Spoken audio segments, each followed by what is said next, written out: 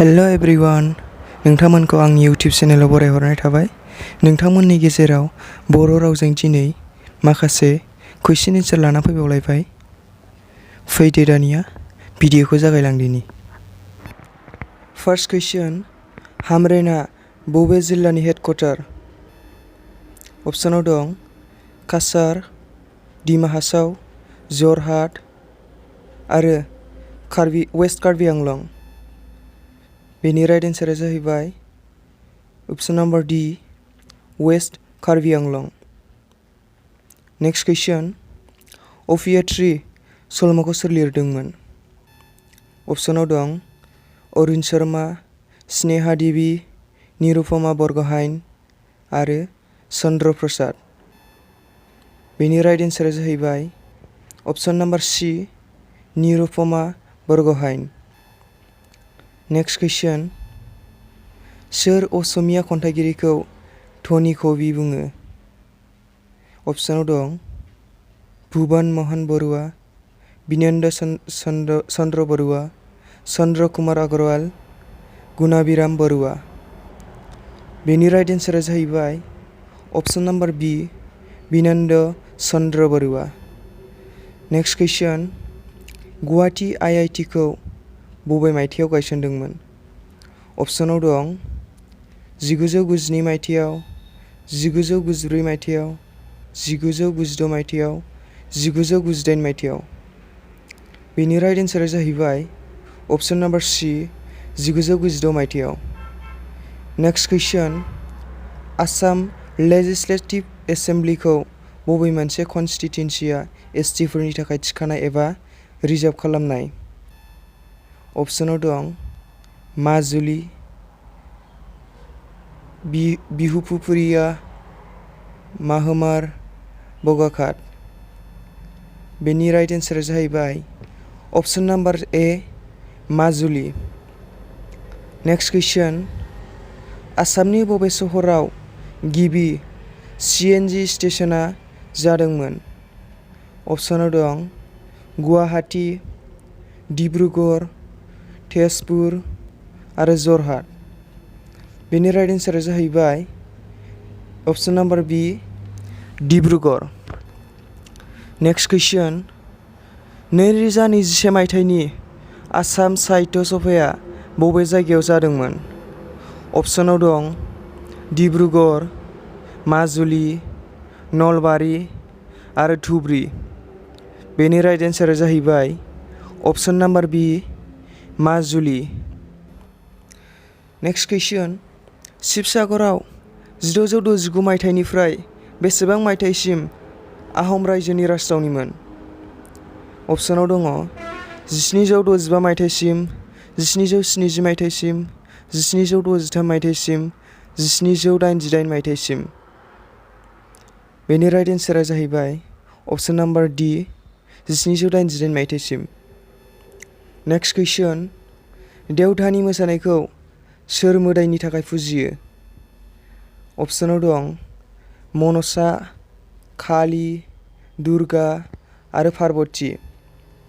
बेनि राइट एन्सारा जाहैबाय अप्शन नम्बर ए, मनसा। नेक्स्ट कुइसन, कच फोलेरनि गायसनगिरिया सोर?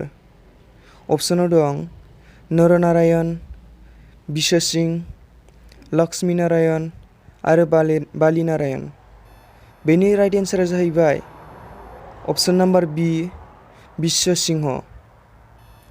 नेक्स्ट कुइसन, असमिया केलेन्डाराव बबे मोनसे दानाव 32 सान दं?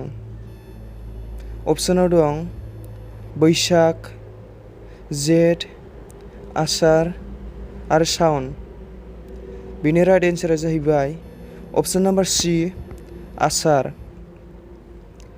नेक्स्ट कुइसन, महाभैरब मन्दिरा बबे सहराव दं? अप्शनाव दं जरहाट, तेजपुर, मंगलदै आरो हाज'। बेनि राइट एन्सारा जाहैबाय अप्शन नम्बर बी, तेजपुर। नेक्स्ट कुइसन, कटन कलेजखौ बेसेबां मायथाइयाव गायसननाय जादोंमोन? अप्शनाव दं 1898 मायथाइयाव, 1901 मायथाइयाव, 1902 मायथाइयाव आरो 1905 मायथाइयाव। बिनि राइट एन्सारा जाहैबाय अपसन नाम्बार बी 1901 मायथाइयाव। नेक्स्ट कुइसन, आसाम रायजो सभायाव साबैसे सोद्रोम सायख'नाय जायो? अपसनाव दं सा 5, सा 7, सा 9 आरो सा 14। बेनि राइट एन्सारा जाहैबाय अपसन नाम्बार डी सा 7। नेक्स्ट कुइसन, सोर राजखान्थिगिरिखौ आयरन मेन अफ आसाम होनना मिथिनाय जायो? अपसनाव दं गपिनाथ बरदलै, तरुणराम फुकन, बिष्णुराम मेधि आरो बिमला प्रसाद बरुवा। बेनि राइट एन्सारा जाहैबाय option number C बिष्णुराम Medhi. Next कुइसन, सिलाराय दिबसखौ माब्ला फालिनाय जायो? अपसनाव दं 9 फेब्रुवारि, 14 फेब्रुवारि, 1 मे आरो 14 नभेम्बर। बेनि राइट एन्सारा जाहैबाय अपसन नाम्बार बी 14 फेब्रुवारि।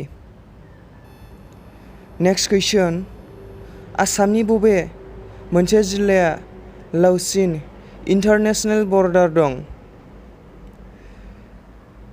अपसनाव दं काछार, चिरां, धुबरी आरो जरहाट। बेनि राइट एन्सारा जाहैबाय option number C Dhubri. Next कुइसन, हिमा दासनि गुबुन मोनसे मुङा मा एबा निकनेमआ मा?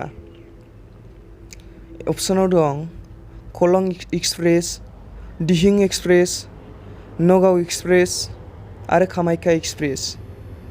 बिनि गेबें फिननाया जाहैबाय अपसन नाम्बार बी दिहिं एक्सप्रेस। नेक्स्ट कुइसन, बुरलुंबुथुर दैमानि लावसिन दालाय दैमानि मुङा मा?